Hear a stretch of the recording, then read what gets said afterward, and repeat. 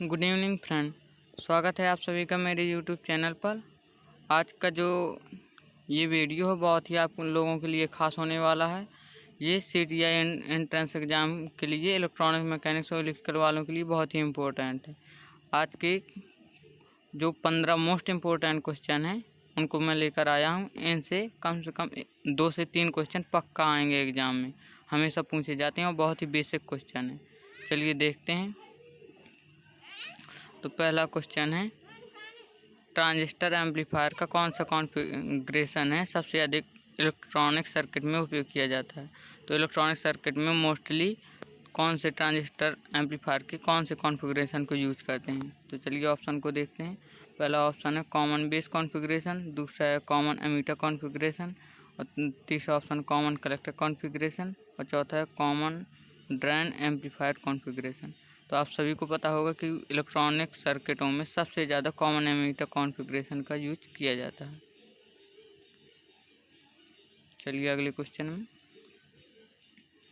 अगला क्वेश्चन है कि जो आपको फिगर दिख रहा है स्क्रीन में, कौन से ट्रांजिस्टर विशेषताएं VBE बनाम IB के विरुद्ध प्लॉट को दर्शाती हैं। जो VBE और IB की करैक्टरिस्टिक जो इसमें दिखाई गई है, तो ये किसके VBE वर्सेस IB है वो क्या प्रदर्शित करती हैं।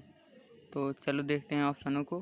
पहला option input characteristic of germanium transistor, दूसरा ऑप्शन है output characteristic of germanium transistor, तीसरा ऑप्शन है input characteristic of silicon transistor, और चौथा ऑप्शन है output characteristic of silicon transistor.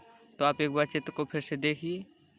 इसमें कह रहा VBE वर्सेस IB, तो आपको इसी से पता लग गया होगा कि ये इनपुट के लिए कह रहा है, क्योंकि VBE और IB इनपुट साइड होता है।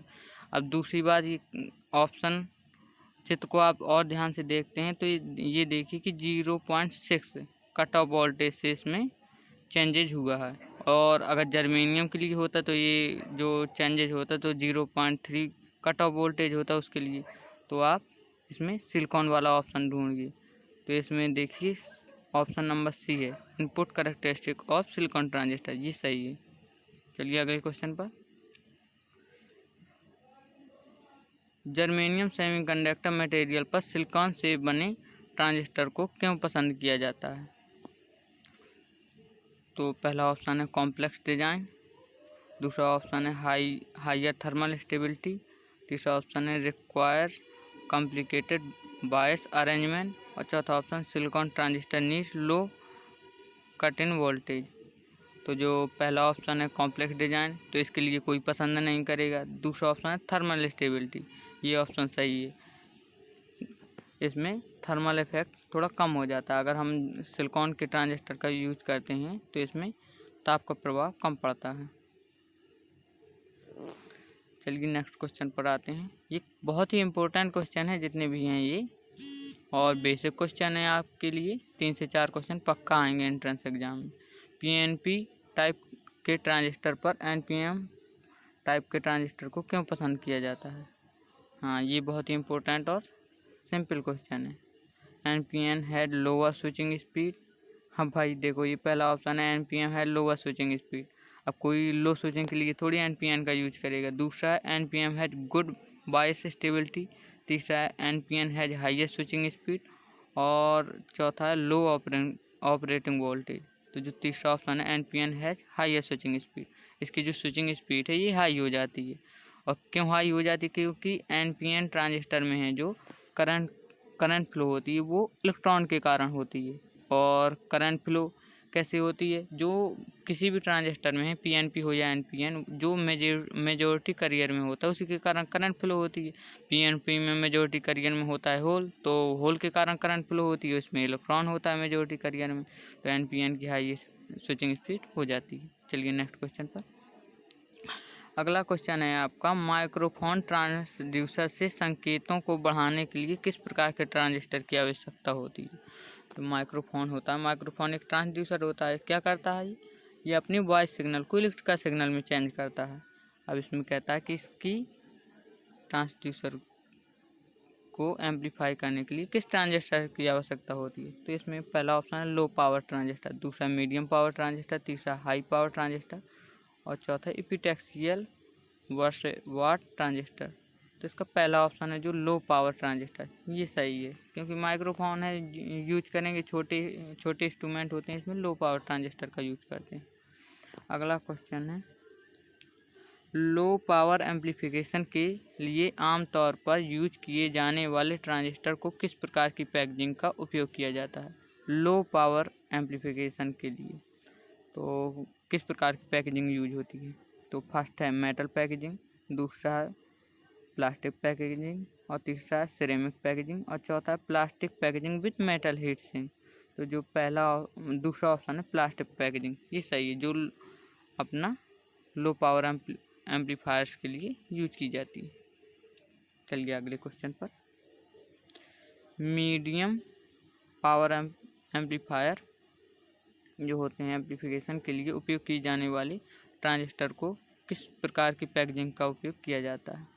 तो ये मीडियम आ गए, तो पहला ऑप्शन है plastic packaging with metal heat sink, दूसरा है सिरेमिक पैकेजिंग, तीसरा प्लास्टिक पैकेजिंग और चौथा है मेटल पैकेजिंग।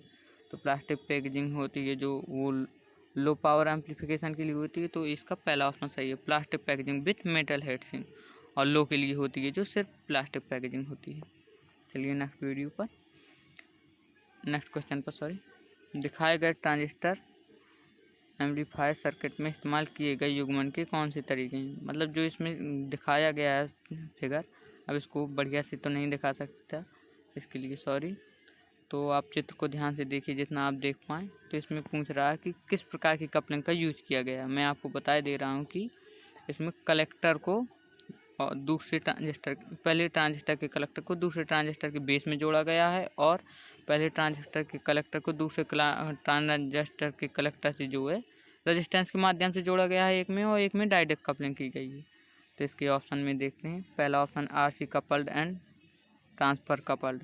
तो इसमें आप देख सकते हैं कि ट्रांसफार्मर लगा नहीं है, ऑप्शन थोड़ी ये गलत है। और दूसरा ऑप्शन देखते हैं ट्रांसफ़र कपल्ड एम्पलीफायर, जहाँ ये ट्रांसफ़र लिखा है यहाँ ट्रांसफार्मर होना चाहिए। और तीसरा direct and RC coupled amplifier और चौथा RC and LC coupled amplifier. तो चित्र में कहीं LC का यूज हुआ नहीं और ट्रांसफार्मर का यूज भी नहीं हुआ, तो अपन आते हैं तीसरे ऑप्शन पर, direct and RC coupled amplifier. अगले क्वेश्चन में आते हैं, लाउड स्पीकर को ऑपरेट करने के लिए किस प्रकार के एम्पलीफायर का उपयोग किया जाता है? अब लाउड स्पीकर होती है जो आउटपुट डिवाइस होती है, और इसमें किस प्रकार के ट्रांजिस्टर का यूज किया जाता है, एम्पलीफायर का चलिए देखते हैं। पहला ऑप्शन है IF एम्पलीफायर, दूसरा है RF एम्पलीफायर, तीसरा है पावर एम्पलीफायर और चौथा है वोल्टेज एम्पलीफायर।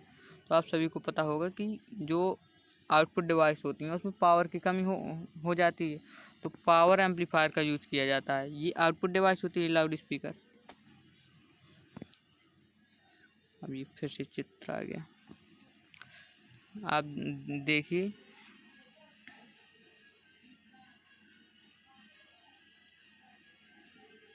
अब जो इस चित्र में देख पा रहे हैं, ये इसके RE के अक्रॉस है, जो ये पूछ रहा है कि RE का मान क्या है, और जो कलेक्टर में लगा हुआ है ये रेजिस्टेंस एमीटर में जो लगा हुआ है RE नीचे साइड, वो उस रेजिस्टेंस की वैल्यू पूछ रहा है। और इसके जो अक्रॉस वोल्टेज का मान दिया गया है 1.2 वोल्ट और करंट का मान दिया गया है 10 मिली एम्पियर। तो आप सीधा V बराबर IR वाला फार्मूला लगा दीजिए, तो R बराबर हो जाएगा V/I। तो इससे आप निकाल लेंगे आराम से।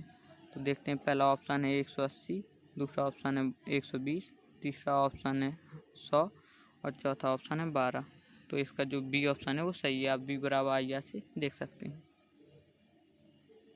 चलिए नेक्स्ट क्वेश्चन पर, यदि ट्रांजिस्टर में वोल्टेज 40 मिली वोल्ट में और आउटपुट वोल्टेज 3.6 वोल्ट में, तो वोल्टेज गेन क्या है? ये चलिए इंग्लिश से क्वेश्चन पढ़ते हैं। जो इनपुट वोल्टेज दी गई है वो है 40 मिली वोल्ट और आउटपुट वोल्टेज है जो वो दी गई है 3.6 वोल्ट।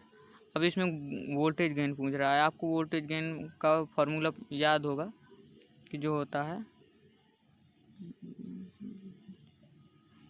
ये होता है आउटपुट अपॉन इनपुट। तो आउटपुट वोल्टेज की वैल्यू दी हुई है 3.6 वोल्ट, तो आप अपॉन में 40 मिली वोल्ट और नीचे रखेंगे और आप इसको सॉल्व करेंगे तो इसका आएगा आंसर 90 वोल्ट। चलिए नेक्स्ट क्वेश्चन पर। What is the frequency of operation of the amplifier circuit using inductance and capacitance. आप चित्र तो इसके लिए अच्छी तरीके से नहीं दिखा सकता, आप चित्र को देखिए जितना देख पा रहे हो। तो इसमें कह रहा है कि जो इसमें एलसी कपलिंग जो सर्किट बना हुआ है, दोनों ट्रांजिस्टर को एलसी कपलिंग की सहायता से बनाया गया है। तो इसमें जो फ्रिक्वेंसी यूज की गई है, तो किस प्रकार की फ्रिक्वेंसी यूज की जाती है इसको ऑपरेट करने के लिए। तो आप आते हैं ऑप्शन में। तो पहला ऑप्शन है वीडियो सिग्नल, दूसरा ऑप्शन है हाई फ्रिक्वेंसी सिग्नल और तीसरा है ऑडियो फ्रिक्वेंसी सिग्नल और चौथा इंटरमीडिएट फ्रिक्वेंसी सिग्नल। तो इसमें जो दूसरा ऑप्शन है हाई फ्रिक्वेंसी सिग्नल वो सही है। चलिए आते हैं नेक्स्ट क्वेश्चन पर। डार्लिंगटन पेयर ट्रांजिस्टर का इनपुट इम्पीडेंस क्या है। जो डार्लिंगटन पेयर ट्रांजिस्टर होते हैं उनका जो इनपुट इम्पीडेंस होता है वो बहुत हाई होता है। काफ़ी इम्पोर्टेंट क्वेश्चन है ये। चलिए नेक्स्ट क्वेश्चन पर। ट्रांजिस्टर सर्किट में बायस का उपयोग करने का क्या फ़ायदा है। चलिए पहला ऑप्शन प्रोवाइड पॉजिटिव फीडबैक और दूसरा ऑप्शन नेवर रीच सैचुरेशन और तीसरा ऑप्शन है इजीली सेट सैचुरेटेड, चौथा है गिव्स मैक्सिमम डिस्टॉर्शन। तो चौथा तो बिल्कुल गलत है। इसका जो दूसरा ऑप्शन है नेवर रीच सैचुरेशन, जो सैचुरेशन स्थिति में ना पहुंचे, ये सही है। चलिए अगले क्वेश्चन पर। एम्पलीफायर का कौन सा वर्ग ट्रांजिस्टर के अपने अनिवार्य लाभ के कारण निश्चित बायस का उपयोग करता है, कभी सैचुरेशन पर नहीं जाएगा। Which class of amplifiers uses fixed bias. अब आपको फिक्स्ड बायस से ही पता चल जाएगा कि ऐसे किस क्लास का ट्रांजिस्टर होता है जिसमें फिक्स बायस का यूज होता है। तो इसका सही ऑप्शन है क्लास ए, जिसमें फिक्स बायस यूज होता है। चलिए दोस्तों आज के लिए इतना ही। कल फिर इम्पोर्टेंट क्वेश्चन लेकर आऊँगा मैं। Thank you.